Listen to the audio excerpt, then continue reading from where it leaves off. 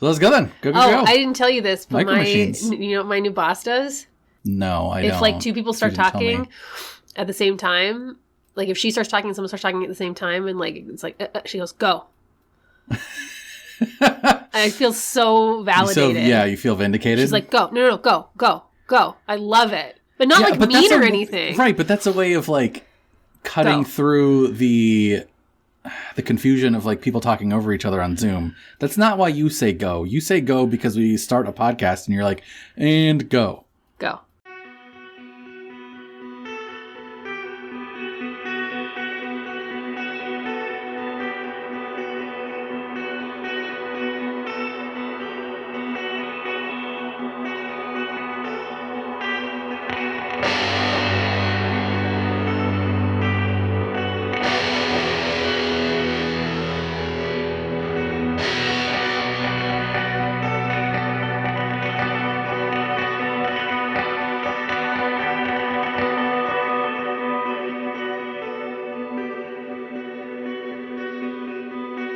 All right.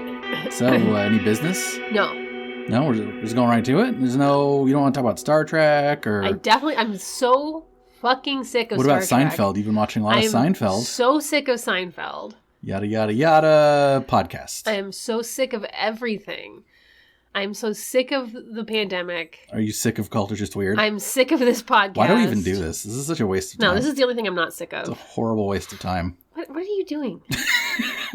I don't know. I'm just trying to get you going the same way you get me going when it's one of my episodes. I don't get you going. Exactly. Yeah. You're always like, what's this bullshit you have to come? I don't think I do that. Okay, so seriously, no business? Nothing? I don't have any business. Do you have business? No, I mean, I don't know. Not really. We're just here for a podcast. We're just here for a podcast? What business I don't know. Do we have? I'm not feeling particularly creative today. That's good. Actually, there's my business. Please announce that to That's what you said listening. Last time. You were like, I'm tired. I'm not going to be able to say anything. Oh, and then I did. Yeah, well, I did. I'm going to did as well. But remember the other day I was saying how I'm like, I just don't feel like I can make words good anymore. Yeah, your brain is not good. It's just I'm just, my vocabulary has been severely reduced for some reason. Probably because we're all living under the massive stress of living in a pandemic. The looming climate crisis, a world-defining election coming up in our country that's going to crush the spirit of America either way. So, just some stress. Yeah, maybe that's why I can't word good. Yeah. I'll try to word as good as I can. I don't know if my topic's going to necessarily make anyone feel better. I don't think it'll make you feel worse. God. It's not going to make you feel worse. We need to redo the intro for this episode because I'm like, I can't say words. And you're like, my topic is going to make people feel bad. Well, maybe. Please don't tune out. No. Maybe. Maybe not. That's the sound of 1,000 listeners turning their devices come back off when they finish listening to going over to reply all. God damn it. Okay, so lay it on me, Chris. That's my name. 2020 has been a hard year. A lot of uncertainty about the future. We are faced over and over again with humankind's apparent inability to get motivated to take care of each other, throw their lot in for the greater good. It's reducing my vocabulary. It's reducing your vocabulary. The climate crisis looms large in all our lives with record-breaking hurricane and fire seasons on the east and west coasts of the United States. All in all, it kind of seems like we might be doomed. But, super doomed. I just wonder, in all of this, have you ever thought maybe the world would be a lot better if all the humans just disappeared? Yeah, like every 5 minutes. Yeah, well, same. But don't worry, that's coming up. Well, let's talk about some of the ways in which that might come up, because we're not alone in this sentiment that I'm sure a lot of people are sharing right now. In fact, the group we're talking about today has coordinated an entire philosophy and movement around that sentiment. Are we talking about the Left Behind book series? No, because I would never talk about that. Why not? That's definitely a cult. Isn't that one of the books you threw into the garbage? No, that was... that was a Dune book. That was the Kevin J. Anderson and Brian Herbert wrote about the what's it called? The Butlerian Jihad. And it was like... Is that in Dune? Is that Dune? Dune? It's like a Dune backstory, and they tackled writing a book about it, and I really like Dune. I really like the original Dune series by Frank Herbert. But that one was so horrible, and just... It was... I don't want to get into like the reasons it was bad, just a lot of details, but yeah, I was sitting there. I think I was on the cam. You were on the toilet. Yeah. And I was just like, I got to a point where I was just like, nope. And I chucked it into the garbage. That's so shocking because you're such a completionist. You made me watch the worst movies to completion, the worst TV shows to completion. I know. I do things to completion that I shouldn't do. Yeah. So that should tell you how bad this book was. It was horrible. Do you remember you then took a picture at Comic-Con with the guy who wrote it? Oh, yeah. Because now that we're like media members or whatever, because we're podcasting, I probably shouldn't say things like this, but I really, really don't like Kevin J. Anderson's writing. It's like offensively bad. He's written like all these Star Wars extended universe, but this was like before Star Wars was Disney and like ubiquitous. Right. And so the only way you can get your Star Wars fix was by like reading these novels. Who reads? Nobody anymore. But I tried reading a couple of his things, and it was bad. I couldn't. It was just, I don't know, man. It was and then you took a picture with him at Comic-Con. Yeah, exactly. And you were like, Comic-Con's for, Kayla. You're such an idiot. We'll have to find that picture for this episode. I don't know why we're talking about Dune and Star Wars. We're not talking about Left Behind today. Oh, right. Yeah. I do eventually feel like I should read Left Behind. Go ahead. Today I want to talk about the voluntary human extinction movement. The what? The voluntary human extinction movement. I love that name. Hold on, is that a good acronym? Oh, yes, it is. Just wait. Just wait. Just wait. It's not that good. Just wait. So I was in my notes, I'm like, before we get into it, have you ever heard of these guys? But apparently you have not. No. It's interesting because I think I first learned about them back in like high school or college or something. So I'm like shocked that I wouldn't have already talked about this with you. I don't know. Like I've definitely heard about groups that are like, oh, you shouldn't have kids, and oh, you should, whatever, live minimalist or whatever. But I don't know if I've heard about these guys. Voluntary human extinction movement. Yeah, I have not heard of that name. I've learned about them a long time ago. Happy to hear that they're still going strong. Today, most of my research comes from Wikipedia, their own website, Rational Wiki, The Guardian, Inverse.com, Grist.org, TheOutline.com, Facebook, a few other pages and places. Just getting that out of the way. I actually came to this topic while doing research on another topic. I was originally doing research on the Quiverful movement. Oh, that's like the opposite. It's literally the opposite. Like, it's the people that are basically like, God just wants you to keep having babies, so like there's no such... It's Christians only, right? It's a Christian like thought movement. Okay. And it's basically so it's not like a religion. It's not like... It's not a religion. Like Methodists. No. It's like you are quiverful if you are Christian and you believe that like be fruitful and multiply means you don't do any sort of like, it's not even just you don't wear condoms or take the pill. It's like you don't do any sort of family planning. You do not try and coordinate your lovemaking around the cycle. I thought it was even more than that. It was like they're trying to have as many kids as they possibly can. Well, it's like you're trying to have as many kids as God wants you to have. Got it. Like you're trying. And that's your quiver. That is your quiver. Full. Quiver is full, and that's why like that's how they also like their kids are arrows account of God. For like couples that can't have kids. It's like it's all in God's hands. Oh, I see. Okay, I didn't realize that. Like, I didn't realize that there was that sort of peaceful resignation. I don't know, like in God's hands. I didn't realize it. I thought it was like just about like shooting kids out like arrows. Well, I think you're just trying to shoot kids out if that's what God wants you to do. Yeah, I didn't realize that they were like cool with people who can't have kids. That's kind of nice. Well, we're not doing them as a topic today. I wouldn't necessarily say like it's nice and they're just cool with it. I wouldn't say that either. Okay. It just was. I wanted to do a little bit of a. I wanted to do a topic that I wouldn't have to go down a goddamn rabbit hole on. That's it. And I didn't have to do it on this one. I didn't. This is actually a straightforward episode. It's really nice. Oh, wow. I am pre-refreshed at that. It is refreshed. I'm refreshed. If I had done Quiverful, it would have been way more of a rabbit hole. And I was just like, next season. I can't do this right now. I can't do this right now. So you found something that was opposite of Quiverful. Well, I learned that the quiverful movement it's a philosophy that fits under the umbrella of something called natalism, which is basically a worldview that promotes procreation as the be-all end-all. Like, it's seen often in Western Christian religions and schools of thought, like quiverful. And, like, you even see this in public policy with, like, tax incentives for having children. Like, in general, most societies in the world operate under some form of natalism. Yeah, and I guess now that you're saying that, there's sort of like an unspoken... Society has sort of this sort of like... it's oriented towards having kids is good and moral and ethical, even though...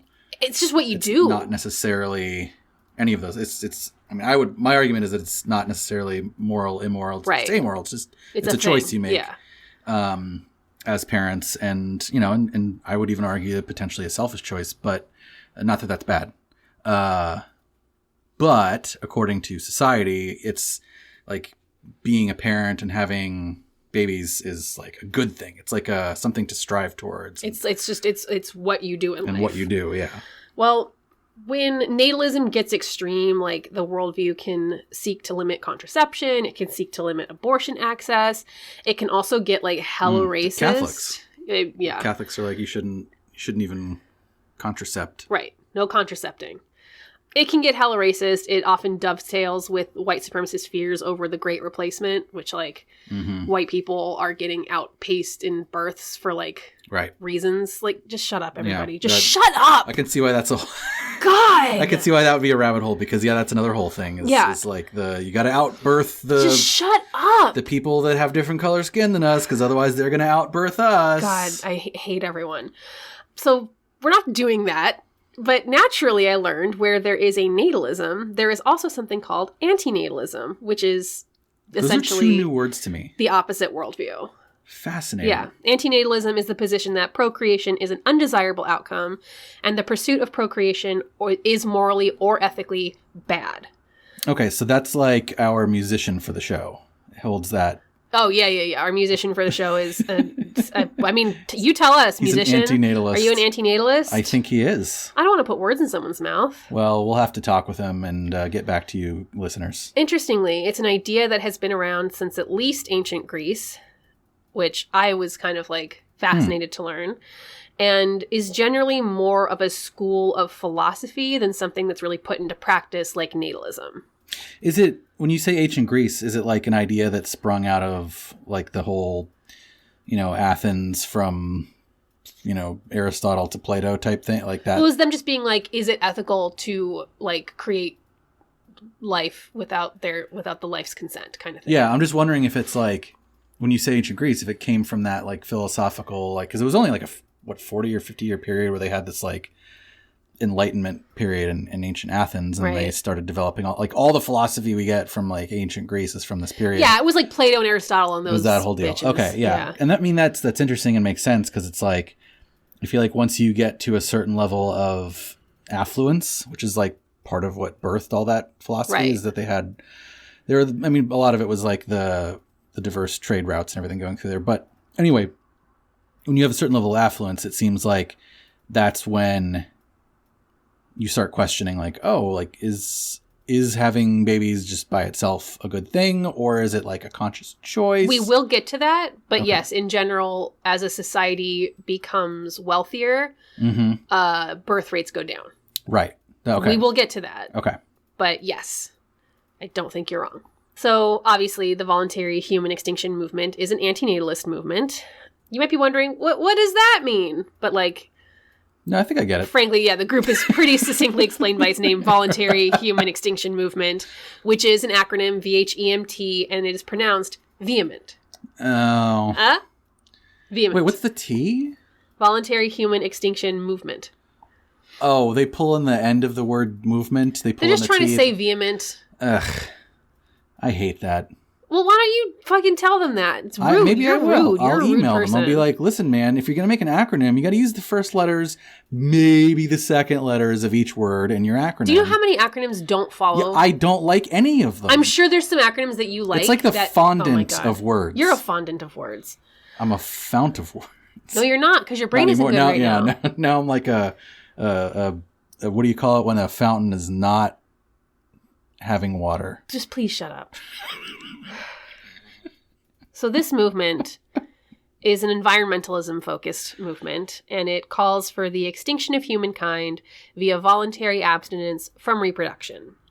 Basically, this group believes that humans are the culprit behind the massive environmental degradation the planet has exhibited over the last several hundred years, and the only way to prevent mass extinction events of non-human animals, widespread biodiversity loss, and catastrophic climate change is to remove human beings from the equation. Human overpopulation is viewed as harmful to the overall biosphere. Proponents of the movement attempt to persuade other folks to commit to going child-free or not having any further children. Do they go for, actually, I'm sure you'll probably say, we'll get to this, but do they go further and say, like, you should kill yourself? We'll get to that. Okay. Because that seems like a logical next step here that's a little... Not necessarily. Okay. Their position is that increasing human deaths does not actually do anything to address overpopulation. It's all about limiting human births. Also, they're very big on the V in the voluntary. Okay. Yeah. So when you make this commitment in support of Vehement, you become known as a Vehement volunteer or supporter. Any sort of violent or non-consenting acts to decrease human lives are not viewed as desirable by the group, as the voluntary aspect is one of the most important. So like widespread killing off of people or mass suicides actually only increases the level of suffering on the planet, even when made in an attempt to decrease suffering. And also just because you're limiting deaths or just because you're increasing deaths does not mean that you're decreasing births.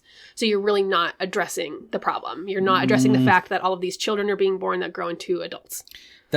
While that's true, and in a simple mathematical formula, more deaths does equal fewer humans. I mean, you'd have to kill a lot of fucking people. Sure. But like... And they're not into that. There's an inflow and an outflow, right? And they're saying they're really only interested in the inflow, which is fine. But I'm saying that it's not true that reducing or increasing the outflow would also... They're saying that their focus is on births instead of on deaths, because their focus is only on one place. If you only focused on the deaths and not the births, that you're not actually achieving your goal. Okay, if you've only focused on that, yes. If you do both, that's a different story. Okay, so... But they're not into killing people. All right, that's because what I'm driving at is like, can I murder people now? No, not if you're in Vehement. There's other groups we can talk about, but if you're in Vehement, no. Okay. Well, just tell me which group I need to join to have it be like murder's okay. Just do it yourself. Just the Human Fund? Yes. See, we've been watching Seinfeld. I hate you. They also believe that as the Earth's population gets smaller and smaller, life will improve for those still around before we all snuff out due to decreased crowding and increased access to resources. Okay. Vehement, as mentioned, has its own website where it lays out a very detailed argument for the movement's stance, mostly in the forms of Q&As, translated from English into 30 other languages, and it tackles topics such as the movement itself, biology and breeding, death, economics, politics, philosophy, failure, and success. So it's like literally you go on the website and you click on the first link and it takes you through this like a very long and very thought out Q&A that like persuades you. Really? Yeah, it's really, and it just like flows from one to the other. Interesting. It's a very well laid out. Because that was a broad selection of topics you just said. It goes like the movement, then it goes to like biology and breeding, then it goes to like this and then that, and then it like takes you through the entire like thought process, like from a macro to a micro to a macro to a micro level. It's like really fascinating. Were you persuaded? We'll talk about it. The website started out as a paper newsletter back in 1991 called These Exit Times, but has since migrated to the digital domain starting in 1996. And blissfully and blessedly, it still looks like a website from 1996, and I love it. That's like the new theme on the show is like old school internet, man. Ever since you did the line, I'm just like, let's bring the internet back to 1990X. Yeah. Because it was much more fun. It was better. This website looks like it's from 1996, and I hope it never changes. Speaking of which, tangent, there's been more activity on Culture Just Weird Your World of Text / No, yourworldoftext.com/Culture Just Weird. That there you thing. go. Whatever. I have it bookmarked, okay? Like all of our listeners. Yeah, but if you want to tell it to people, you have to say it correctly. Anyway, it's been cool. That's nice. The logo for Vehement is a V behind an upside-down globe with a Vehement banner over it. And let me just read you how the website describes the logo. Like, literally, this website is so detailed. V stands for voluntary, a value to keep foremost among us as conditions change. The V shape also depicts the confluence of logic and love to make a receptive and balanced point.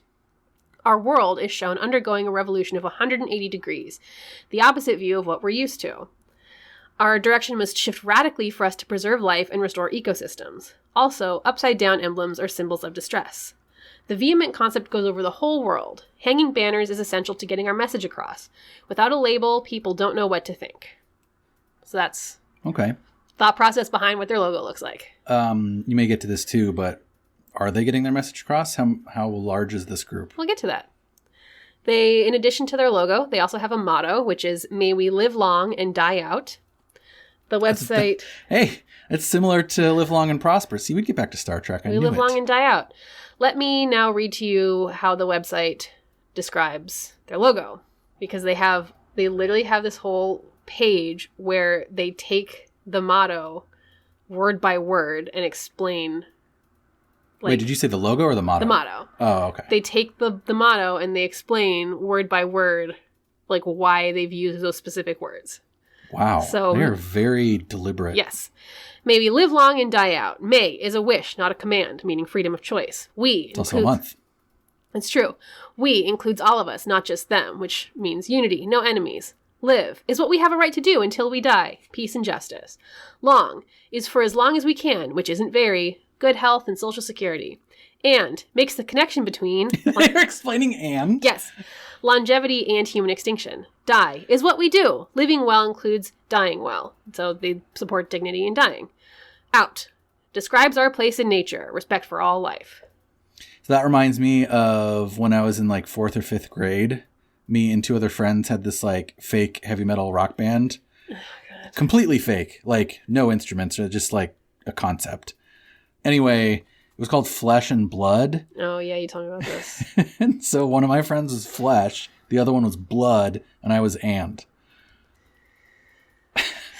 Are you proud of that? Were you proud of being the And? Yeah, I was. Anybody can be like a try-hard edgelord. Uh-huh. My name's Blood. But I was the And. I was the thing I was the glue that held it all together, man. You kept it all together. And I was the absurdist joke, uh-huh. which I feel very much connection to. Especially now. Mm-hmm. So, according to many sources, Vehement was founded in 1991 by a gentleman named Les U. Knight, a pseudonym intending to sound like the founder's most ardent wish, Let's Unite. Oh, I thought it was supposed to sound like less. No. No. Like less people. No. Les, L-E-S, U, period, Knight, spelled like a medieval knight. Let's Unite. Okay. According to Les Unite, he did not found the movement. He just gave it a name. He believes that the idea to preserve the biosphere by rejecting natalism has been around as long as human civilization has been around, and it's just gone undocumented until recently. He also rejects claims that he is the leader of the movement and instead believes that everyone who commits to the values of Vehement are the leaders of the movement. But I'd say, for our purposes, we can consider Mr. Knight to be our charismatic leader here. Charismatic leader, yeah. And honestly... Is he going to pass that title on to his son? No, we'll get to that. Oh, shit. I thought I was making a joke. No, we'll get to that. What? Honestly, dude's got charisma. Like, oh, yeah? He is a charming older gentleman with silver hair and like this oxymoronic, clean-cut, hippie aesthetic. He ran the newsletter. Do you have a picture for me? Funny, I was expecting more of like Silver Fox, but he's more of just like a... nice old man. Like a charming old man. Yeah. I love him. Yeah. So Les ran the newsletter. He runs the website. The vast majority of the content on there comes directly from him, as well as contributions from noted alt cartoonist Nina Paley, who contributes a lot of different cartoons for the site. Wait, what? Yeah, what? Like comics. Why is that a thing? Because the whole website is written with like levity and humor. Like even really? though Les is very, like, he's very serious about this cause, it's still, like, he uses humor and levity to, like, really? Discuss. Yeah. Oh, yeah. So this movement, this website that's about human extinction and, like, these existential sort of... chock full of jokes. Okay. Yeah. Sure. Like... that is not expected, but neat. They sell merch, like t-shirts and buttons and bumper stickers. And these bear the message, "Thank you for not breeding," and other like similar lighthearted sayings. Okay, that is pretty lighthearted. I'm not sure how I feel about the carbon footprint of making t-shirts, but I don't know. We're probably going to make t-shirts, so the carbon footprint of making t-shirts is like if you don't have kids, you're... Oh, that's true. You're already way over. And I'm sure these yeah. people are probably all vegan, too. I actually don't know about that. I'm not sure. So let me read you the prelim about the movement from the website. Okay. Vehement, pronounced vehement, is a movement, not an organization. It's a movement advanced by people who care about life on planet Earth. We're not just a bunch of misanthropes and antisocial Malthusian misfits taking morbid delight whenever disaster strikes humans. Nothing could be further from the truth. Voluntary human extinction is the humanitarian alternative to human disasters. We don't carry on about how the human race has shown itself to be a greedy, immoral parasite on the once healthy face of this planet. That type of negativity offers no solutions to the inexorable horrors which human activity is causing. Rather, the movement presents an encouraging alternative to the callous exploitation and wholesale destruction of Earth's ecology. As vehement volunteers know, the hopeful alternative to the extinction of millions of species of plants and animals is the voluntary extinction of one species, Homo sapiens, us. Each time another one of us decides not to add another one of us to the burgeoning billions already squatting on this ravaged planet, another ray of hope shines through the gloom. When every human chooses to stop breeding, Earth's biosphere will be allowed to return to its former glory, and all remaining creatures will be free to live, die, evolve, if they believe in evolution, and will perhaps pass away, as so many of nature's experiments have done through the eons. It's going to take all of us going. I have a few questions. Yes. Why do you have to believe in evolution for it to happen? That's one of the jokes. Oh, okay. I thought he was talking about the animals believing in evolution. Yeah, that's the joke. I see. This is what I'm saying. I'm really slow today. You're slow all the time. Like, I know, get joke. All right, it's all fine. Jokes. That was funny. I'm retroactively amused by it. Good. You know what? I'll ask the other questions later. Just keep going. Okay. It's difficult to nail down the population of this group. Some numbers I've found. 400 people were on the Vehement mailing list in 1995. The Facebook group has 8,500 members. The Facebook page has 15,000 likes. Mr. Knight claims that the Vehement movement includes anyone who decides to forego procreation in an effort to help the planet's ecosystem, and therefore there are likely millions of members. Yeah, so, hard to pin down the number of members, but likely many. Hard to pin that down. Huh, okay. But as far as, like, people that actually are involved with the movement consciously... I'd say several thousand. That's pretty small. Like a dozen thousand. Is that a dozen thousand? Yeah, it is. Our mental state is deteriorating rapidly on the show. A dozen thousand. So hopefully this works out, because otherwise we are like going to just be saying gibberish on the next episode. It's fine. While there may be anywhere from a few hundred to a few million supporters, there are no real formal processes for joining the movement and no real formal infrastructure surrounding it.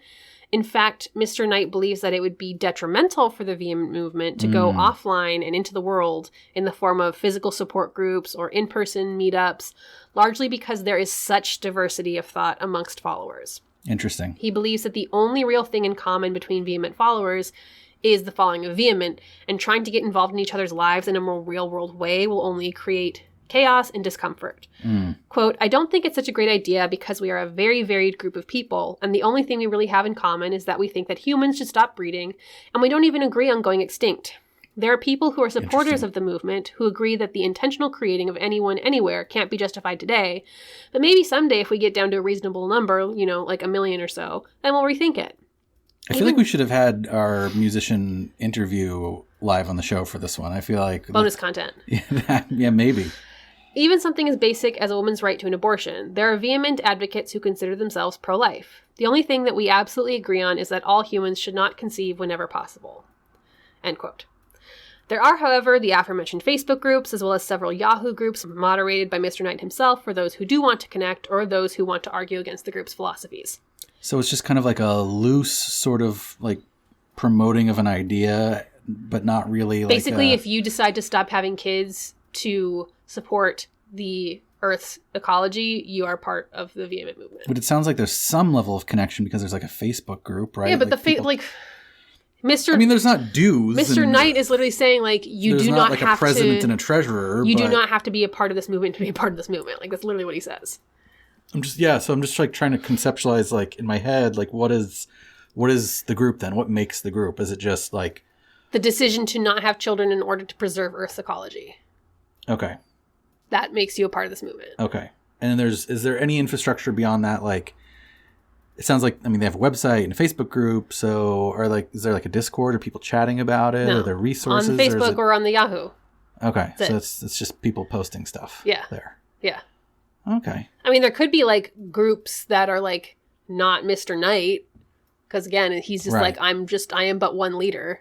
Okay. There are, if you do decide you want to join the movement, there are a couple badges you can download and display. Okay, so that's a thing. There's these little GIFs of storks that you can share, denote, like there's like the Silver Snip Award or the Golden Snip Award, and it denotes whether you've either committed to not having or not having any more kids, or that you've taken like more permanent measures to ensure this commitment, like vasectomy, sterilization, that kind of thing. So got it. The snip snip badge. It's literally called like the snip something. The Silver Snip Award. Silver Snip. Ugh. Yeah. Yeesh. And it's like a little stork flying with a pair of scissors like this in his mouth. Yeah. Are they bleeding? No. But it's like there's fun. There's fun here. It's it fun. Sounds levity. So if there's not an organization to join, then how do I'm assuming George Soros will send me a check though, right? So does he send it? Does it just get added on to my protest check, or how does that? I'm gonna just keep going. I just want to know how to get my check. If you don't get a check, you can, however, click the link on the website, join with other vehement volunteers and supporters, and then you find this page. And it's nothing about George Soros. And if you bring up George Soros again, I might kill you. But that's you're not silence me. You're not wrong in that there are plenty of conspiracy theorists who believe global elites are trying to reduce the population, and so like I could see you looking at this and going like, oh, this is the global elites trying to reduce the population. Yeah, it doesn't fucking make any goddamn sense, but that's another story. I have another podcast about that specific Bill thing. Gates is trying to kill us. Wait, is he trying to kill us with the vaccination, or is he trying to track us? Both. Okay. Kill us, track us. Kill and track. Got it. So if you click the join with other vehement volunteers and supporters link, you get this. Welcome. Hooray for Earth and humanity. Vehement volunteers and supporters breed no more. A few billion more of us and we'll save the planet once and for all. Okay, I like these guys' style. Now that I'm like getting it. Yeah, it's cute. Yeah. You may have already been a volunteer or supporter before hearing of the voluntary human extinction movement. Millions of people around the planet have independently arrived at the conclusion that Earth's biosphere would be better off without humans. A little further down the thinking process, and it becomes apparent that decreasing births rather than increasing deaths is the way to go, and voluntary methods are much more fun to advocate. We volunteers and supporters make up our own minds about life and what to do with it. Our diversity makes the movement strong. A wide range of religious, political, and social thought is represented among us. Even our unofficial motto, may we live long and die out, has room for differing opinions. Some prefer, may we live well and die out. As explained below, supporters don't agree with the die out part of the motto. We'll get to that. However, the first word in vehement is voluntary. Although some who support vehement may also advocate involuntary solutions to our population density problems, they are not advocating for vehement when they do so. That involuntary human extinction sounds like we're getting into like Hitlerish territory. Yeah, we'll get to that. Okay. Loosely, we relate to vehement in one of three ways: volunteer, supporter, and undecided. Vehement volunteer, quote, all of us should voluntarily refrain from reproducing further, bringing about the eventual extinction of Homo sapiens. So that makes you a volunteer. Vehement supporter, quote, intentional creation of one more of us by any of us is unjustifiable at this time, but extinction of our species goes too far. So would you say then, based on that these folks are technically homophobes? Undecided. Quote, stop trying to put words in my mouth. Maybe I'm a volunteer. Wait, is that what you're saying, or is that what they're saying? This is what they're saying.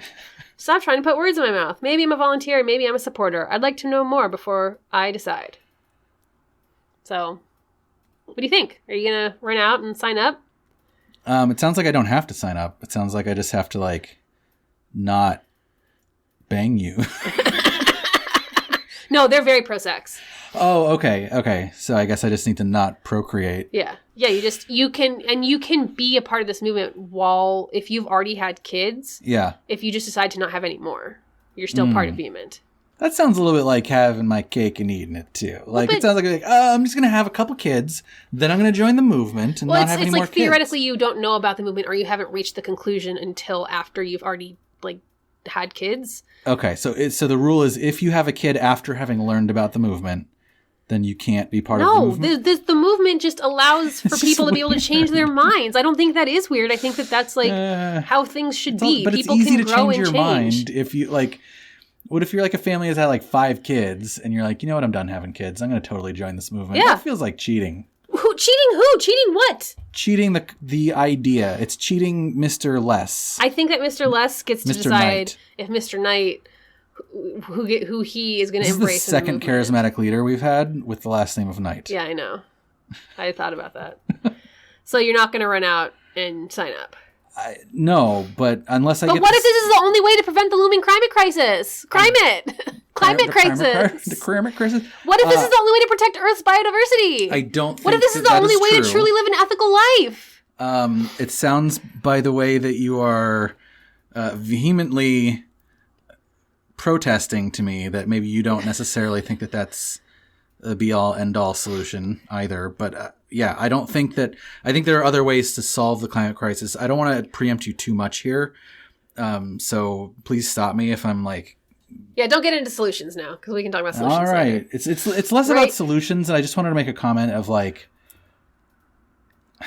Oh boy, it's less of a in my comment. notes right now, I have in brackets, debate ethical merits of procreating. Oh, right here? Yeah. Oh, well then, okay. So I will, because I think, and it sounds like these guys are actually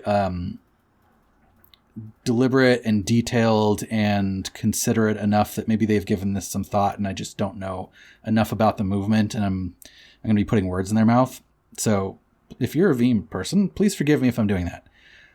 But one of the things that feels a little weird to me for this and in some other, not just this movement, but other movements that are ostensibly like naturalist or environmentalist, is sometimes they can feel a little religious in a sense. And by that, I mean, I don't mean specifically like you go to church for it or anything, but more like,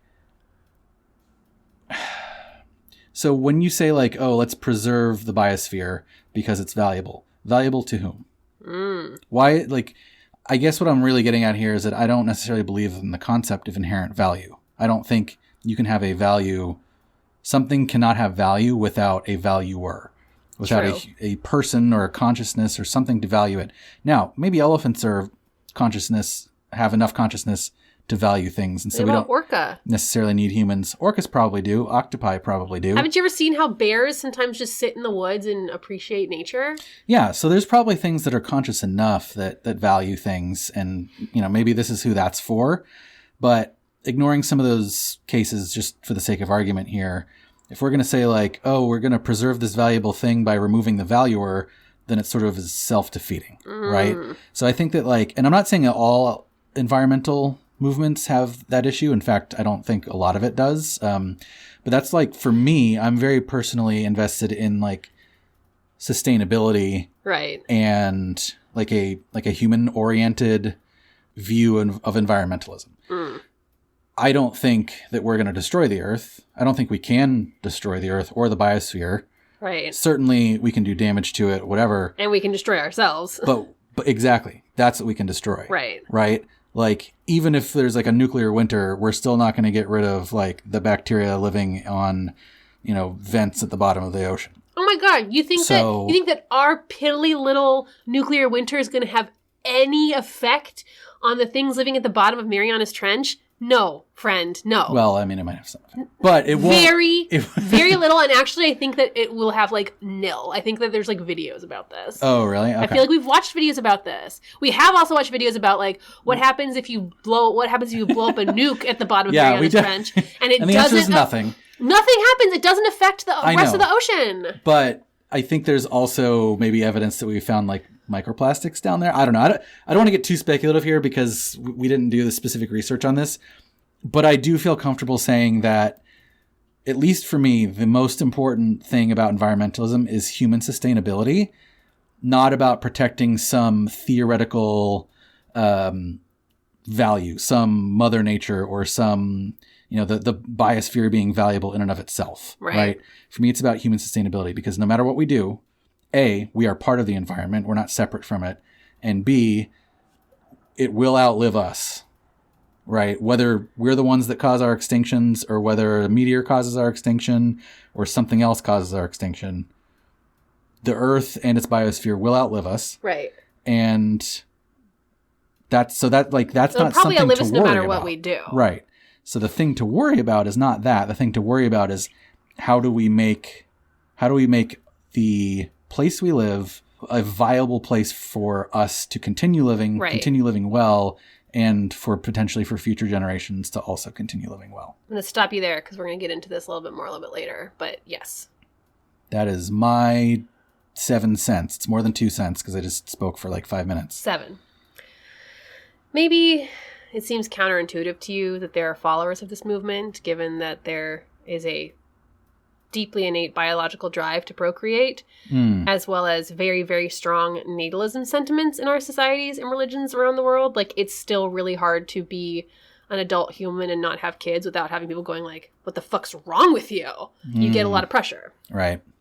But as it gets more and more expensive to live in Western civilization, due to a variety of factors, cough, cough, our shitty version of capitalism, cough, cough. Late stage mass consumer capitalism. Cough, cough. And as it seems more and more likely that humans will be facing our own major extinction event in the next few years, thanks to the lack of political will from our leaders and elites to fix the climate crisis, Will, where are you? Will, we need you, political will. We need you, political will. Many people are choosing to go child-free. I read articles from folks who recently encountered Mr. Knight or his writings and found themselves soon converted to vehement beliefs. Rates of childlessness among adult women and couples has increased steadily since the 1950s, and some people will even argue that the desire for human extinction must be something many of us subconsciously desire, given our vehement dedication to destroying the planet and thus destroying ourselves. Right. Like, I'll link this really interesting inverse article by Yasmin Tayang titled, "The Voluntary Human Extinction Movement is both anti-Republican and anti-death. By supporting reproductive freedom and gender equality, Bernie and Hillary are preventing destruction by overpopulation." And it all talks about, like, how we trying to kill ourselves. So it sounds like that was from 2016, because Yes. it mentioned Bernie, Hillary. Okay. Yes. Sweet summer child. And I'll link some other articles that talk about the same thing about how, like, do we live in a, like, are we a suicide cult given the way we treat our environment? Very interesting. We being sort Humans. of like Humankind. Oh, humankind. Yeah. We don't need to, we'll get into it. Okay. Now, to better understand this movement, let's talk a little bit more about what it isn't. As mentioned before, Vehement isn't a suicide cult. They do not advocate a rise in human deaths.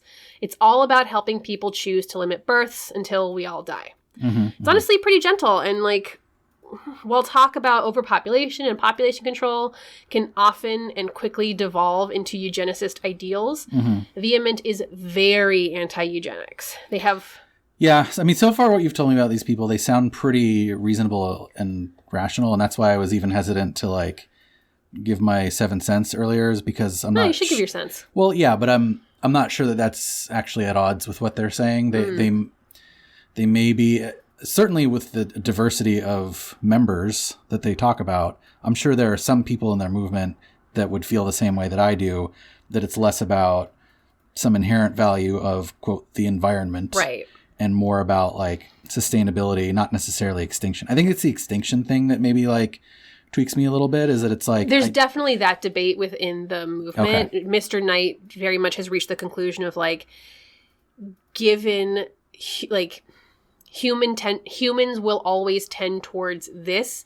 So even with the best of intentions, we just got to get rid of ourselves, because given the opportunity, we will always tend back towards industrialization that leads to destruction of the ecology. I don't necessarily agree with that. Yeah, I don't necessarily agree with that either. I think that if you replace humans will tend towards this with animals will tend towards this, or actually even life forms will tend towards this, then I agree with him. I don't think it's a human thing. Like, you see this everywhere. Like, for example, when you remove predators from a population, like, let's say, like, there's, you overhunt wolves in Yosemite National Park. Right. Then the predated species end up overpopulating and wreaking environmental disaster, they overconsume their resources, right. and then they have a population crash. This is something that happens across the natural world for, I think, like everything. And so it seems like that is just something we share with our fellow life forms on Earth. Right. With the one exception that we seem to have we're able to be aware of it. We're able to be aware of it and maybe stop it. Right. Like, that's the one thing that seems different, and we should endeavor towards that. Right. But that doesn't mean that we're like, humans are special and we should extinct ourselves because humans are going to just fuck everything up. Right. Well, going back to the eugenics thing, they're very anti-eugenics. They have whole sections on the website arguing against ideas like, but I have good genes, shouldn't I pass them on? Or, but it's the wrong kind of people that are having babies. Like, this comes up over and over again. And you see that a lot, yeah. Yeah. A lot on, like, the wrong people having babies. That's not just, like, the racists. That's also, like, people on the quote-unquote good guys and side. I would argue that those people are also racists. Yeah, of course. But you see that on the, like, the liberal side where it's like, oh, we're going to have an idiocracy because all the dumb people are having kids. Or even, like, people like Bill Gates talking about, like, how poor people in Africa, the overpopulation of Africa is a problem because the poor people in Africa are, it's like... Right. You are coming at it with a liberal attitude and you are still being eugenicist. Yeah. You are advocating eugenics. For sure. Yeah. And that is shitty and bad. Yeah, it's very easy to, like, fall into that. Yeah. And it's dangerous. Vehement is generally a pro-choice group. They're not about forced abortion in any way, shape, or form. Like, they're not going to be like, oh yeah, the wrong people are having babies. Mr. Knight often talks about how millions or billions of people in the world, particularly women, are not given choices about their reproduction, and he has no interest in recreating that kind of human suffering in the Vehement movement. Right. Now, Vehement isn't the only group that advocates for a reduction in the human population in order to save Earth's biosphere. And it's true, some of these groups can get pretty extreme. Maybe you've heard of another semi-famous antinatalist group, the Church of Euthanasia? Me. How have I never talked to you about these things? I don't know. Rings a bell. Well, you probably you talked about so much weird shit. Yeah, that's true.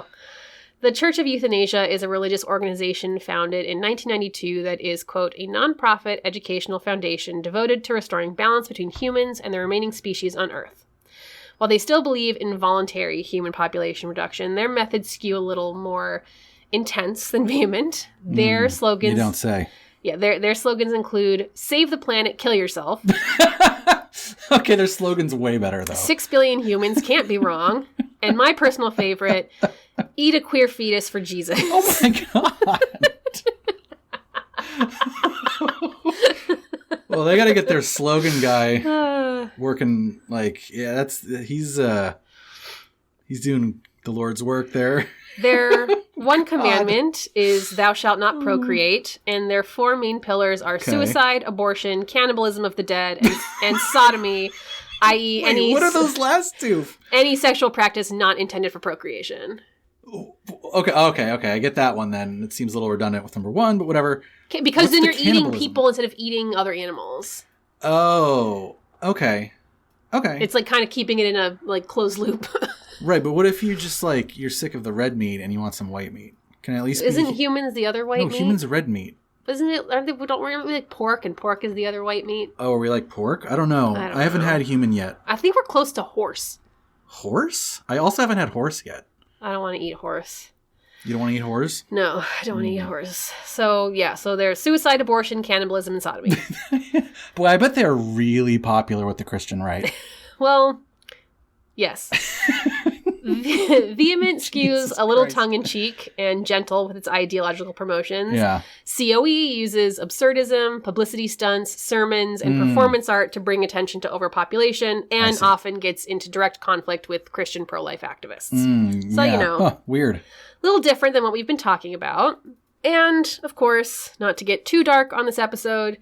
No, we've only talked about extinction and cannibalism, but yeah. Mass forced sterilization efforts have been employed by countries around the world, perhaps most notably by the U.S., States. In order to curb population growth of various demographics. The United States has a lengthy history of forcibly sterilizing women from minority groups, particularly indigenous women, in programs that existed up until as recently as the late 1970s. A few days ago. Oh.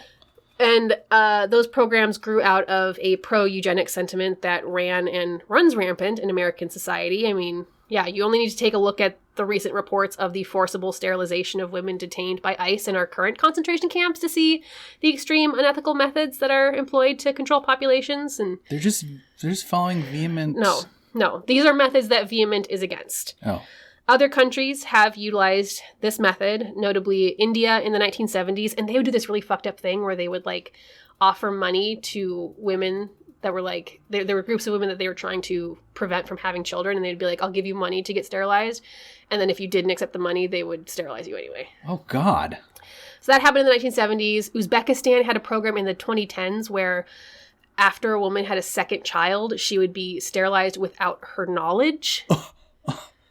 That was a big problem. Oh, God. And, of course... I know what you're going to talk about here, yeah. No, you don't. I'm just going to say the German Nazis after they... Oh, I thought you were going to say the one-child policy in China. I didn't want to get into that because it's a whole mess. There's a whole mess over there. I thought you said this was, like, not a rabbit hole. Yeah, that's why I did. You just listed, like, 7 rabbit holes. Yes, there is the one-child policy in China that Vehement is also against, and then, of course, the German Nazis after they studied U.S. eugenics programs. So, mass sterilization or, like, forced antinatalism has been a thing. But again... Swell. These extreme methods are not a part of the Vehement movement, and Mr. Knight goes to great length on his website to dispel any worries curious individuals may have. Side note, while I've given extreme examples here of government-enforced antinatalist policies, there are many, many more examples of government-supported natalist policies, JFYI, like encouraging your populations to have kids. That's in what way? More common. We'll get to that. Now, look. I'm as terrified of the impending climate crisis as the next gal, but mostly for, like, existential reasons. Sure. I'm not going to lie. I do think Vehement is kind of persuasive in their messaging. Like, okay, so when I asked you before, did they persuade you from that list of logo explanations? Or wait, what was it? They had a... The May We Live Long and Die Out? Yeah, I don't know. You described a few different things on their website as persuasive. So you were persuaded. I think Vehement is persuasive in their messaging. Like, humans, particularly industrialized countries since the Industrial Revolution, have not done the greatest job of sharing the planet with other animal and vegetable life forms. I don't think you can really make a reasonable argument that doesn't firmly place the onus of the climate crisis on people and our various emissions. The current mass extinction event is also probably our fault. We have an extremely high population that has boomed since the 1800s. We created single-use plastic that fills up our landfills and oceans for thousands of years, if not longer. We do things like strip mining, and our distribution of resources is so fucked up that millions of people go hungry every day, with thousands of those people dying. Millions of people are without homes, again, with many of those people dying on the daily. We go to war over resources. We drive species to the brink of extinction for resources, often useless resources. We do factory farming that pumps countless tons of greenhouse gases into the air and drastically increases the amount of animal suffering on the planet. We've not done the best job of being stewards of this land, so I understand the argument that we've proven ourselves to be incapable of being a part of this planet, so maybe we should just bow out and let the animals have some peace and quiet. So is this why Kayla thinks that they may be right? I mean, I guess sort of by definition, it's right? pretty... Tried to be objective, like... It's pretty objective that we've done things that have contributed to ecological collapse. Yes. There's a few things. I don't know if it's necessarily counterpoints, but again, I kind of go back to my, like, who is affected by the ecological collapse? Like, if we are, then it's a sustainability thing. Right. If you're saying that it's like the problem is that we're killing off other species, then we do have to get into, like, the ethics of, like, I don't know, predation and sharing the planet and, like, we're one of the only species a value of a human life versus the value of, like, we're one of the only species that has such an effect on overall biodiversity, not just on, like, we killed off too many bunnies. Like, we have a negative effect on the overall biodiversity of the entire planet that other animals generally don't. Yeah, we have an outsized effect for sure. Vehement is just one rung in a very tall ladder of groups and movements and academics and the like trying to bring awareness to the issue of human overpopulation and its effects on the planet. In the 70s, the zero population growth movement gained traction after the release of the 1968 book, Population Bomb, by American biologist Paul Ehrlich. Oh, you've heard of that book? I've heard of that book and the movement, yeah. Zero population growth movements seek to basically balance the birth rate with the death rate, ideally after we've achieved like the optimum population number, which is still up for debate. A lot of folks actually get to Vehement after being a part of the ZPG movement. It's like a somewhat logical pipeline for some folks. The UN warns that the Earth population will reach quote-unquote unsustainable numbers in the next 30 years. Bill Gates has discussed the effects of overpopulation in regards to his humanitarian efforts. Intellectuals like Thomas Malthus in the 1800s, and even as far back as Plato and Aristotle, have warned of the devastating effects overpopulation could have on the planet and humanity. Thomas Malthus is like the right. overpopulation guy. That's why they reference Malthusianism in the website you read earlier. He also was like, poor people are responsible for their problems. Well, yeah, but again, that's like not just him. No. Right? That's like a common theme that is kind of makes you, it's a little bit of a red flag. So, yeah. Yeah. But his thing specifically was, he had this very specific like, oh, we can increase our, capacity to feed people arithmetically? I don't know, by adding. But human population grows geometrically by multiplying. Yeah, that's true. So he was a dummy. Yeah, well, it turns out he was wrong. Yeah. And you actually can. So yeah, I know we'll get to that, but that's one of the potential arguments against is that like new technologies lead to new ways of converting resources for human use. Basically, we just need to figure it the fuck out. Like we'll get to that, but like we just need to figure it the fuck out, guys. But right now we're in the like, here's why you should be a Vehement person section. A number of Nobel Prize winning scientists have listed human overpopulation as one of the greatest threats facing mankind. So clearly Vehement is trying to solve a very real problem with its methods, and it's obvious that Mr. Knight and others involved with the movement have thought very hard and very rationally about this topic. They even have a whole chart dedicated to every possible thought one might have that goes against Vehement. Wow. The real reason behind the thought and a better alternative. So okay. Sounds like they're ready for like a Lincoln Douglas style debate. They are ready. So this is the chart that they have for why breed, reasons given, real reasons, suggested alternatives. Okay, I can't... So I'll read them for you. Oh, okay. So it says like reasons given. I can't help it. It's a biological urge. Real reasons. Unexamined motivations. Suggested alternatives. Institutions await those who can't control their biological urges. Wait a minute. Like if you, I think that one's just saying like I really like having sex though, right? Like that's not. You don't need an institution. Like, well, you can just get your snip badge for that. This person is saying, I can't help breeding. It's a biological urge to breed. They're saying I don't think that's the result of having children. I'm pretty sure the biological urge is to boink. You don't think there's a biological urge to have children? I think there absolutely is. Oh, you think so? To procreate? Yes. You don't think that's like a societal thing? No. No, I mean, I think that it is a societal thing, but I think that maybe you're right. I think in our animal brains, like I think that's part of what life is. You're right. Yeah. Is procreation. Right. There's like the DNA wants to make itself copied. Need help on farm or in family business. Real reason. Too cheap to hire help. Child labor laws inconvenient. Alternative. Mechanization gives faster return on investment. Is this whole thing kind of jokey? Because now that you say the thing about the biological urge, I'm just like, I'm pretty sure that they're wrong about that. Like, okay, well, here's a reason given. To carry on family name. Real reason. Trying to please dad, duped by bloodline superstition. Alternative. Create something enduring and give it family name. Donate blood to pass on bloodline. Like, okay, so it's like this whole thing is like at least 50% tongue-in-cheek. My wife, husband wants a baby. Giving in out of fear of losing partner. Communicate true desire. Spouse may feel you're the one who wants to breed. Like, it really does go through and go like, there are reasons behind this and there are alternatives to consider. Okay. They're also very tongue-in-cheek. They're very pro adoption, foster parenting, volunteering with kids. Like for, if you're just like, I just love kids. Well, here's other ways to feed that need. So what do they think? Here's the best one. I just want to. Just wants to. Just Choosing to breed precludes most other things you'll just want to do. So we've got a whole chart laying it all out for you. But, okay, let's also not fully jump on this bandwagon and decide to off ourselves or whatever. There is another side to the story. I was going to off other people. That's not part of this. Oh. There is another side to the story, and I think it often gets left out of the conversations regarding climate change and overpopulation. Worries and fears about human overpopulation may be misguided or focusing on the wrong thing. First, these viewpoints often separate humans out from the rest of ecology as if we somehow aren't part of nature.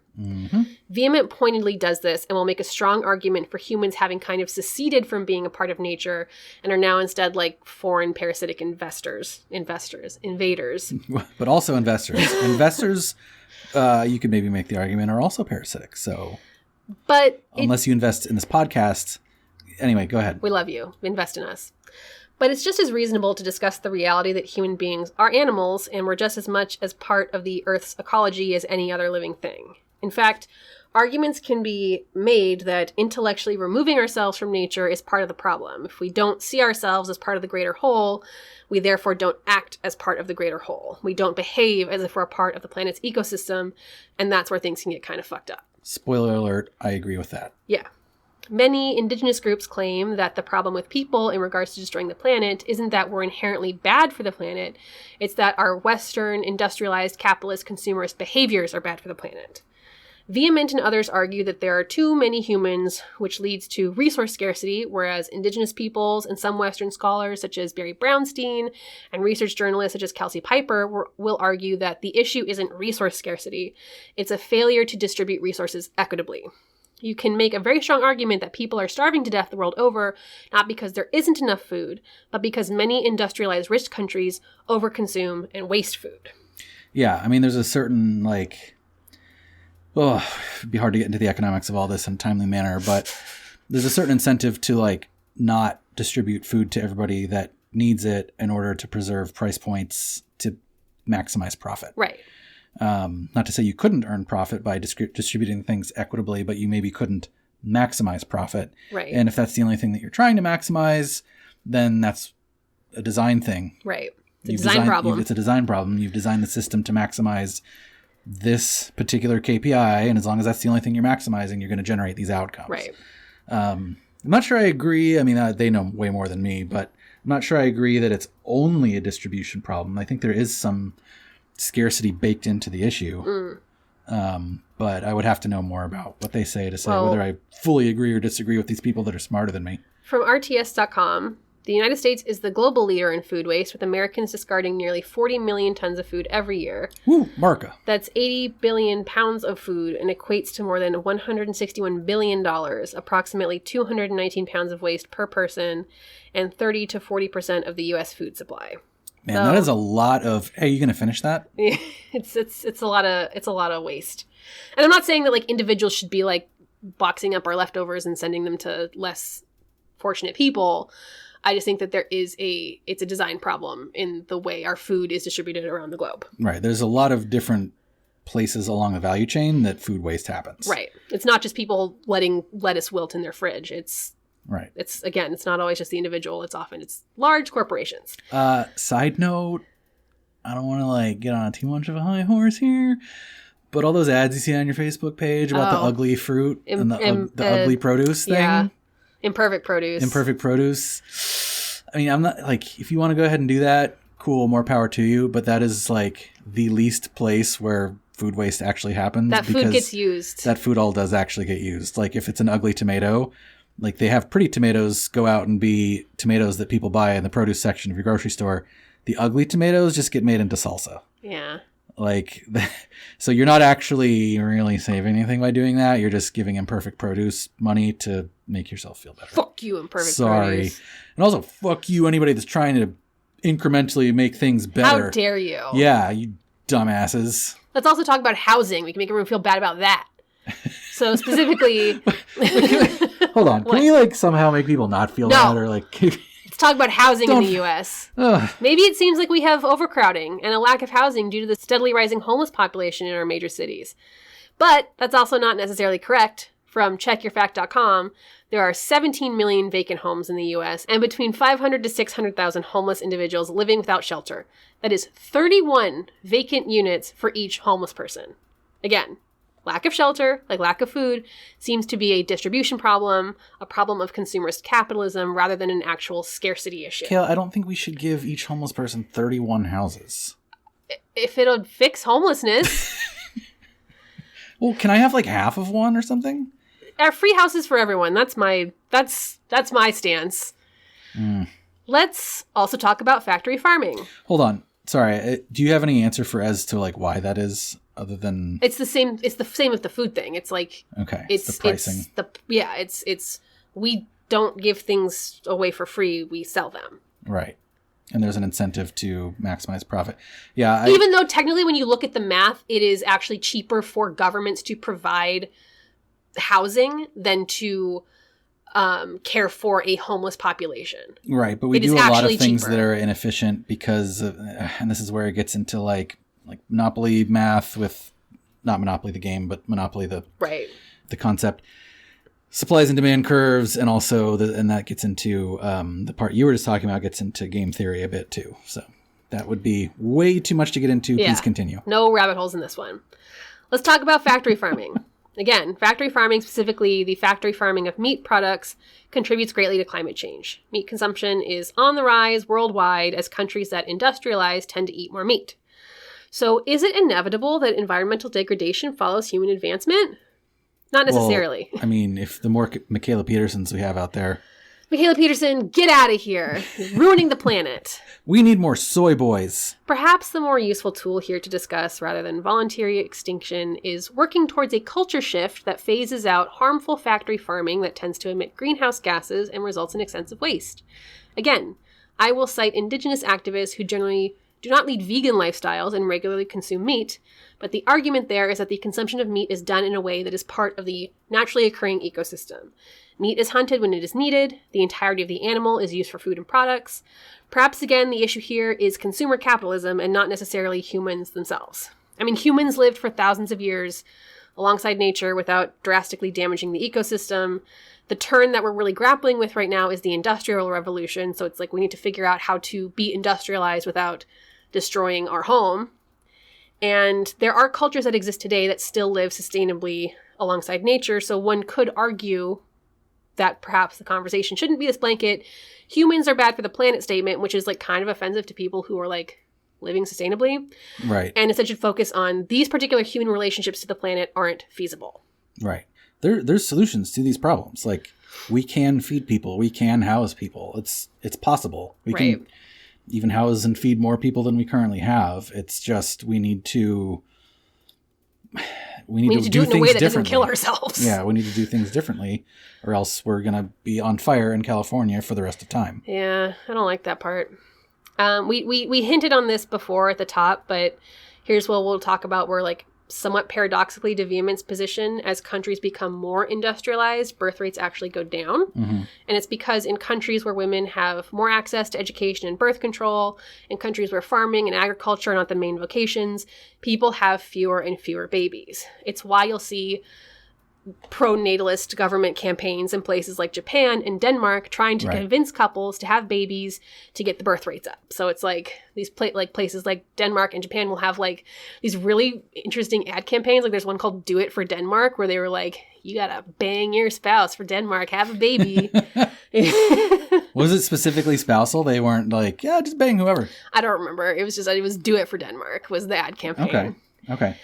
It's interesting. I read something, I forget what it was. I'll have to find it so you can put it in the show notes. But it was talking about the population growth curves of like a variety of different nations over the last several hundred years, and how I guess the thesis of this particular article was like people prior to having things like sanitation and like really good natal care and really good, disease control and vaccinations and antibiotics, people would have 10 kids per household, but 2 of them would survive to adulthood.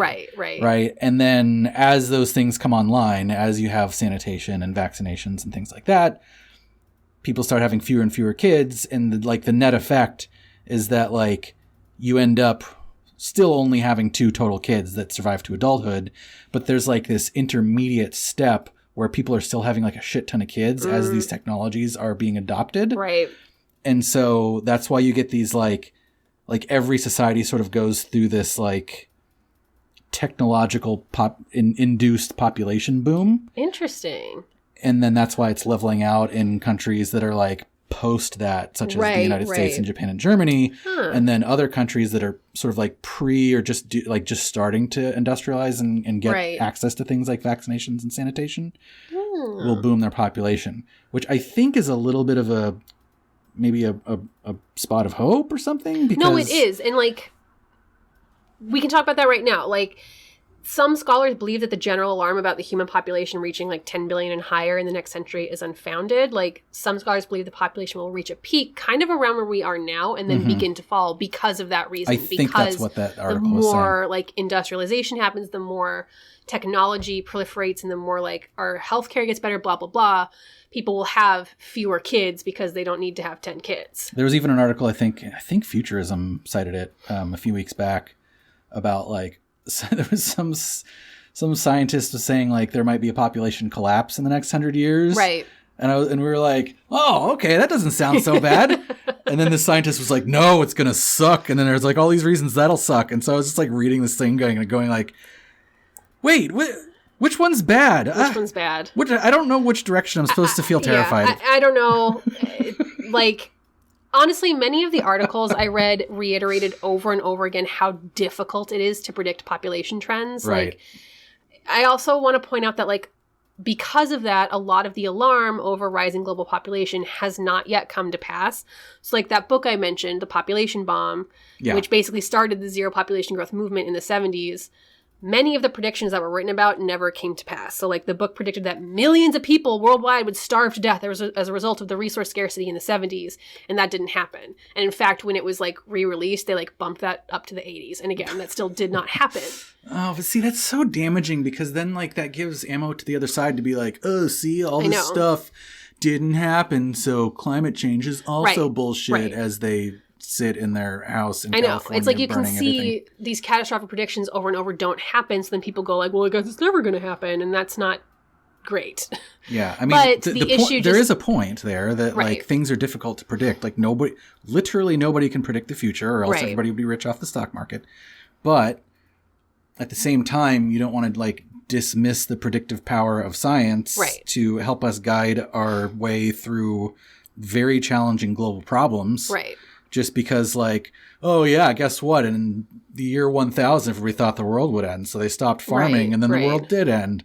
Yeah, okay, but also my backyard's on fire and the air is poison. So let's try to do something about that. Like, I don't want to say that global overpopulation isn't a problem, but, like, again, maybe not as black and white as Vehement wants us to think, and, like, let's just listen to scientists. Also, again, we're not going down rabbit holes here. We did. This has been like... No. We're doing good. We are... Actually, yeah, we've skipped over a bunch of potential rabbit holes. We are doing great. This is a good quickie. timing for us. Yeah. Once we start talking about humans being the problem in Earth's ecosystem, it is a slippery, slippery slope to ecofascism, which is a topic for another episode. But yeah, discussion about reducing Earth's population to sustainable levels can quickly devolve into fascist thought of like, and eugenicist thought of like, well, who gets culled then? Like, we're talking about population culling. Who gets culled? Yeah. So let's just be mindful about humans when we talk about ecology, and like remember that other people are other people, and we don't need to be fascist. Oh, other people are other people. I like. Are we Fascism the only ones is always that have ever bad. said that? No. Because I feel like that is another good potential catchphrase that we could monetize. Okay. And let's do it. Hopefully in a sustainable way. You know, we don't want too many people saying that catchphrase, because then we'll destroy the environment. That's true. Yeah, so just don't get fascist when we talk about ecology. Anyway. Just don't get fascist. I feel like that's a pretty good... Fascism is always the wrong answer. Yeah, don't get fascist, everyone. Vehement has no delusions that their movement will see success, especially not in any of our lifetimes. Well, yeah, they have a long way to go. Yeah. Quote, it has been suggested that there are only 2 chances of everyone volunteering to stop breeding, slim and none. I mean, I appreciate they're fighting the fight in the face of like total failure. Yeah, like they just feel they have an ethical duty to make the morally correct choice to not have children, whether or not they can convince the rest of the planet. And like, honestly, I really respect that. I think it's difficult to stand up for what you truly believe is right, even when you know it's not likely to be successful. Right. So whether or not you agree with courageous. them, it is courageous. It's hard not to respect the work and the message. And really, the message boils down to this awesome quote from Mr. Less Unite. Quote, "Accept mortality, spread memes, not genes. Socrates' heirs are not apparent, but his ideas linger strong." This is where all the cheesy humor comes from. It's good. It comes from him. It comes from the top. So, Chris, what do you think? Voluntary human extinction movement. Cult or just weird? Or just weird? Well, I mean... Yeah, take out the cat barf paper. Well, belongs in a museum. It's disgusting. All right, so expected harm. You didn't tell me about anything where a member was doing something that was harmful to them. You didn't tell me about any like family separation or no. The Church of Euthanasia Kool-Aid. Actually had to like take off like they had like suicide methods on their website, and they had to take them down after somebody killed themselves. Using their methods. So, but that is not part of Vehement. That is not. I cannot think of any. Wait. Let's also just note that Mr. Less Unite has put his money where his mouth is when. You didn't mention this. When he was 25 years old, he got a vasectomy. Oh, that's early.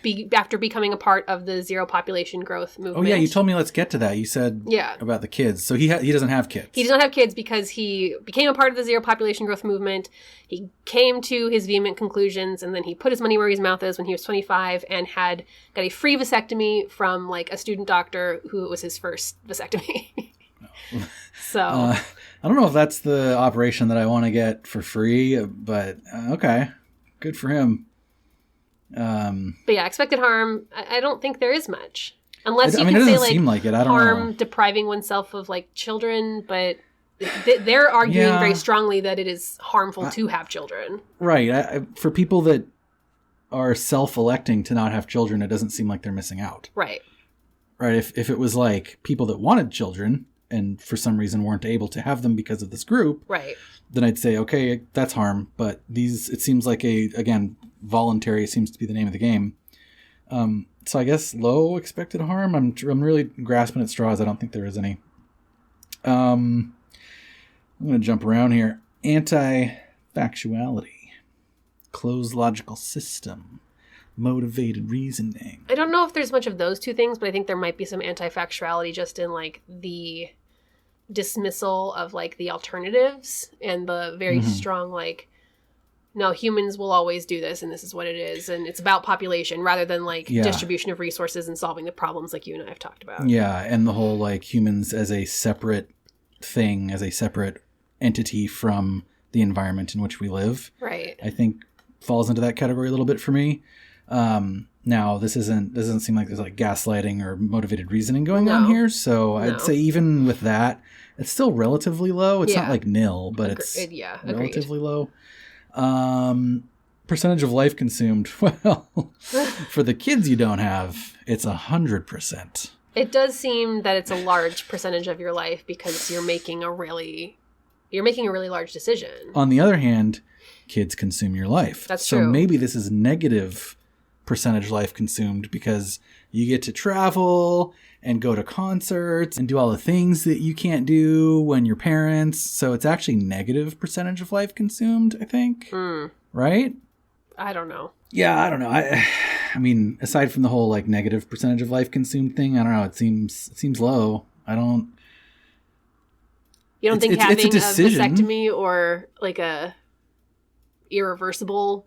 But when we say percentage of life consumed, we're talking about like you have to be on the compound every day, or you have to be selling MLM even when you're in line at the grocery store. These people feel like it's just a decision that they make, and then it's the rest. Maybe you put a little GIF on your Facebook, right? That's about it. Yeah, no, it's not very high.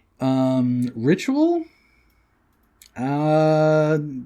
It's not having a kid ritualistic. I don't know. Low. What about like their website? The badges. The badge is a ritual. But, I mean, the whole website is like, I guess it's not ritualistic. It's just very like, is he the only one in the cult? Yeah, well, that's what I was wondering, right? Like, I don't know. Like, sometimes they speak at like in like environmental events and stuff. Okay, well, this dovetails into, is it niche? I don't know. It really depends on how you define it. If it's like the number of Facebook subscribers or group subscribers, right? Yes, it's very niche. It's tiny. If it's the number of people that just simply don't want to have kids, right? Then large. I would say that's not niche, especially in like Western developed societies now, like Japan and Germany and the US. I think it feels niche, though.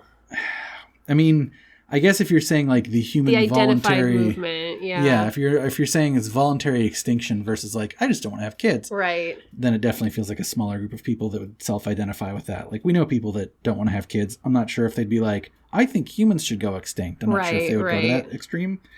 So okay, high on niche. Okay, all right, fine. And then lastly, but not leastly, charismatic leader. So we talked about like how he runs the website and he's kind of like the spokesperson. Like he's dedicated a lot of his life to this. Like we talked about, he got a vasectomy at 25. He also he spent his career as a substitute teacher, which gave him a lot of time to like focus on this. And like he does most of the like he is the spokesperson for it. He like talks to, like, he gives interviews to various outlets. Like, so is it just this one dude's website, or is it like an organization? Like, I still don't really get that. He just did an interview for The Guardian, like, earlier this year. He, like, speaks at, like, he pops up at various, like, farmers markets and outdoor events at, like, around the Portland, Oregon area. Like, he's very active. Oh, he lives in Portland? Of course he does. Yeah. But, I mean, he also talked about how he, you know, he runs these, like, Yahoo groups and how these Facebook groups are a thing and how, like, and they do oftentimes have a presence at, like, environmental events. They do rely heavily on, like, media coverage to get the word out about their thing. But does he have any help? Like, are there, like, officers? Are there, like, or is it just this one guy? It's kind of just this one guy running this website. He had the help of Nina Paley, but she's, like, gotten more famous. Okay. I mean, he seems, no wonder he needs to be a substitute teacher. He's got a lot of work on his hands. I think he's retired now. I hope he's retired now. Okay. So he's running this website, doing these interviews all sort of on his lonesome. He doesn't even have like a VP of human extinction to I don't think so. There are other people that will talk on behalf of the vehement movement. Like there was some somewhat well-known YouTube channel just did an interview with somebody, and it wasn't Mr. Knight. It was another vehement movement person. Like, he's not the only one. He's just, like, the most well-known. Okay. Well, on one hand, you said he denies being a leader or founder. But on the other hand, he seems to be, like, the only thing holding this organization together. Such as it is. I mean, obviously, there would still be people that were like, I don't want to have kids. But in terms of, like, vehement, the organization, the website and the interviews and whatever else consists of the organization, he seems to be like the so to speak, he of is this the organization. He is the So I would say high for charismatic leader. I would also say high for charismatic He also leader. said he was hella charismatic. I think he is. Okay. You heard his website. It's all funny. Like, that's true. He's hilarious. He seems like such like a comedian. He's like such an alt 90s figure. Like, that's such the vibe what do you mean I by get alt from 90s? him. Like he to me exemplifies the alternative cultures that popped up in the 90s. Like Church of Euthanasia also is a very 90s thing. Nina Paley is a 90s thing. That's like the Gen X like style of alternative art, like feels very much in line with his thing. His like his sense of humor kind of seems like that. Yeah, too. It's like very 90s. Yeah, and I don't have better language than that because it's like it is ephemeral. But he to me very much feels like a product of the 90s, and I love it.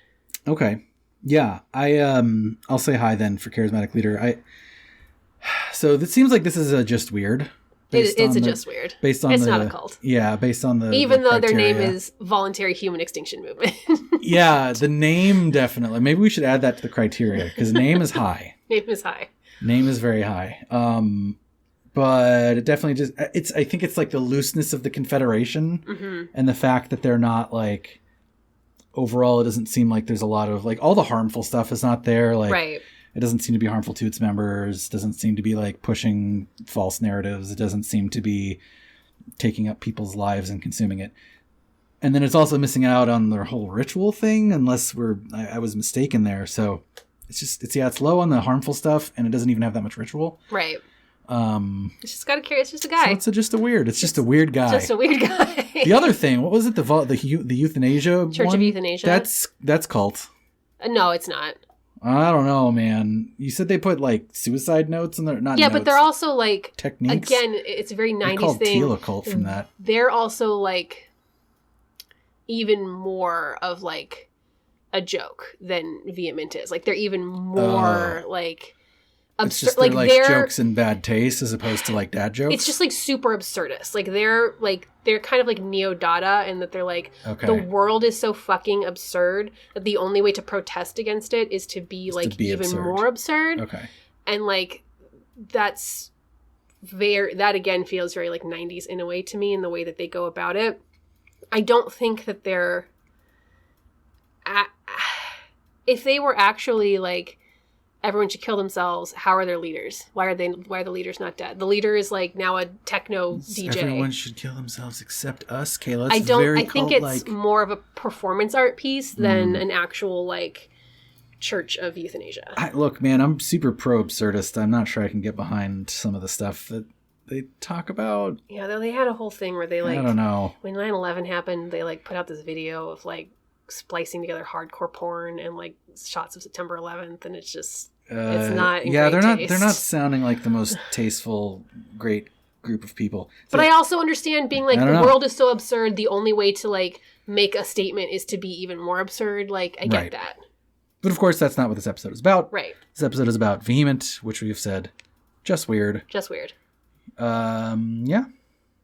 Anything else you want to say in terms of like debating the ethics of this kind of thing?